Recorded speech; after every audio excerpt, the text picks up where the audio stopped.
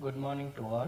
I am Thomas Praveen Joseph, Assistant Professor, Department of EEE from JJ College of Engineering and Technology. I am going to present a subject, Electric Vehicle Architecture. In that subject, I am going to present a topic of plugged-in hybrid electrical vehicles.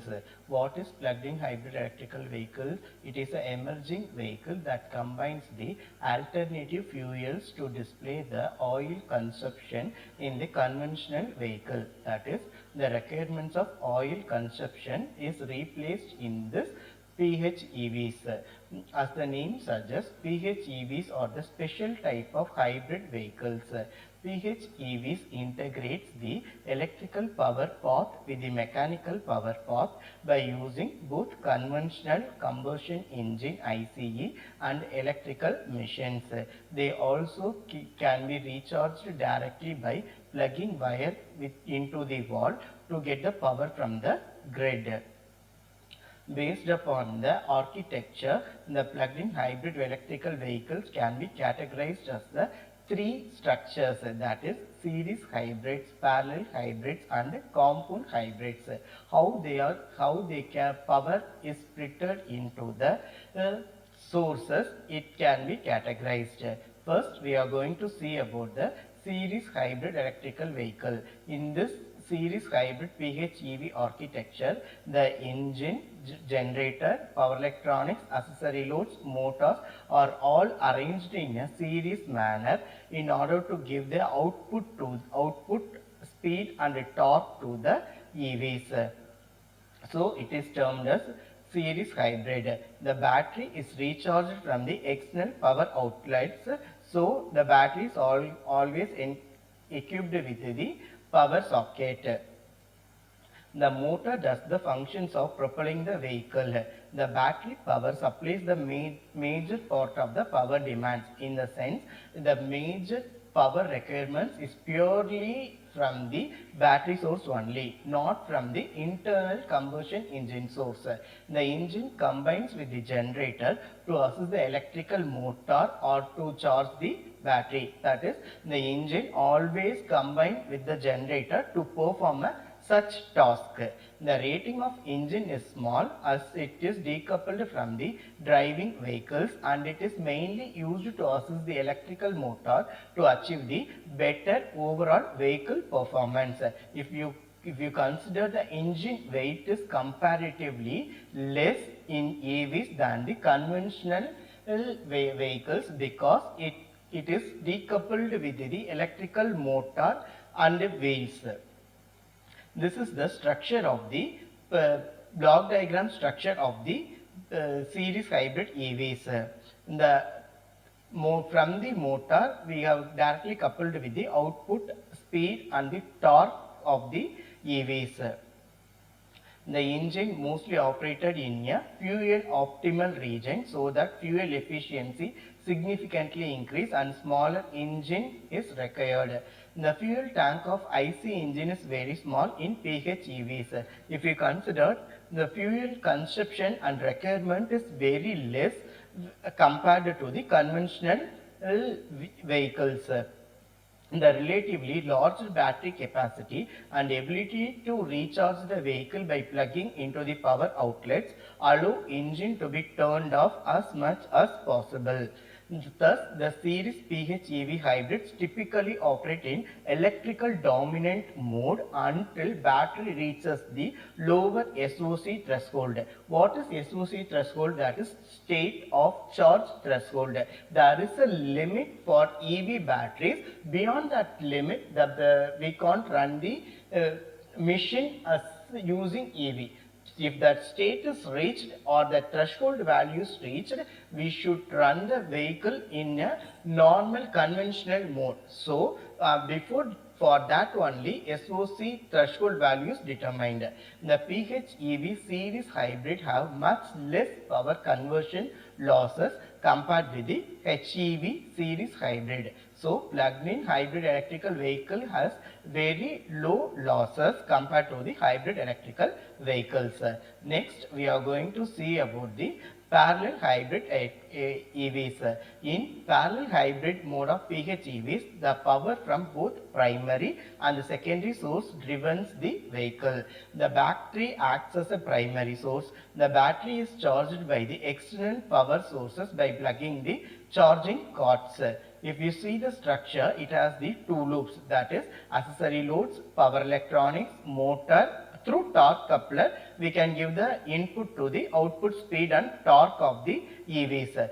Secondary, through battery backup, we can get the power through power electronic devices, motor, torque coupler, and we fed that to the output and the speed torque characteristics.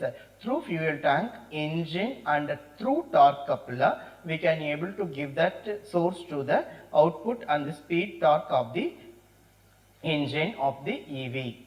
The engine is used to propel the driving wheels directly or to assist the electric machine when additional power is required, or it is used to charge the battery during hybrid operating mode. The major role of the engine is to propel the wheel, that is propel the wheel in the sense to move the EV wheel from one place to another, or it is used to charge the battery. The size of the mechanical power system is reduced as engine is not only used to supply the majority of the power, the size of the engine and fuel tank will be small. In this parallel structure, the size of the mechanical power system is reduced, and also the size of the engine and fuel tank is small. This is the structure of the parallel hybrid EVs.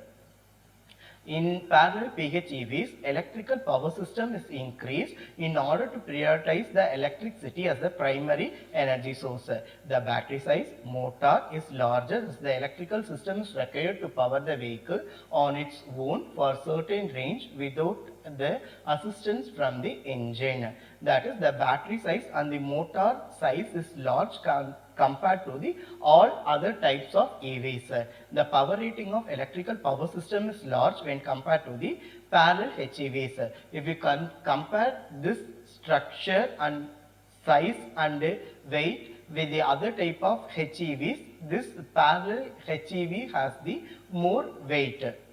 The mechanical system has the clutches or torque converter to detach the engine when electrical is operating in AER mode. What is AER mode? All electrical range mode. Okay. The size of the mechanical power system is reduced as the engine is not used to supply majority of power. The size of the engine fuel tank will be small. In this also, fuel tank size and engine is also small. Next, we are going to see about the compound hybrid structure. It utilizes both series and the parallel structure of HEVs. In compound PHEVs, the mechanical and electrical path interact with each other in a compound way. That is, the two types of interaction is possible in PHEV compound structure. It has the planetary gate that is used to divide the combined power, that is mechanical power and the electrical power, that is can be combined with the help of the planetary gate structure. A powerful electrical power is used to satisfy the performance requirements in AER mode. When driving in the compound mode, where the engine starts to assist the electrical machine, both mechanical and electrical paths are integrated to supply the vehicle power together. That is, when starting the EVs, both, that is mechanical power and electrical power, both combine to propel the vehicle. The operation of both series and parallel PHEVs are combined in the compound PHEVs. This is the block diagram of the compound PHEV structure. The electrical machine can operate either as a motor or as a generator, thus by increasing the flexibility of the system, control as well as vehicle driving performance. So, based upon the vehicle performance flexibility, the machine can operate either as a generator mode or as a motor mode based upon the requirements. The basic operation of the PHEV is in this mode the vehicle first operate in a CD mode. What is CD mode? Charge depletion mode. That is electrical machine 1 provide the dominant power and torque to the output shaft, while the engine only provides power oscillation where power demand from the powertrain is large. That is in CD mode, that is charge depletion mode, the major source is from the battery alone, where engine is used to operate the power occasionally. The vehicle then operate in a CS mode, that is charge sustaining mode.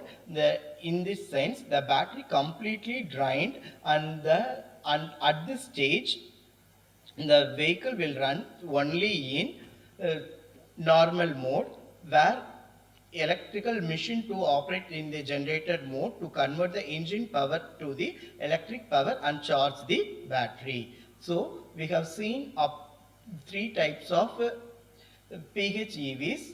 Thank you all. If you have any queries, you kindly feel free to ask through this mail. Thank you.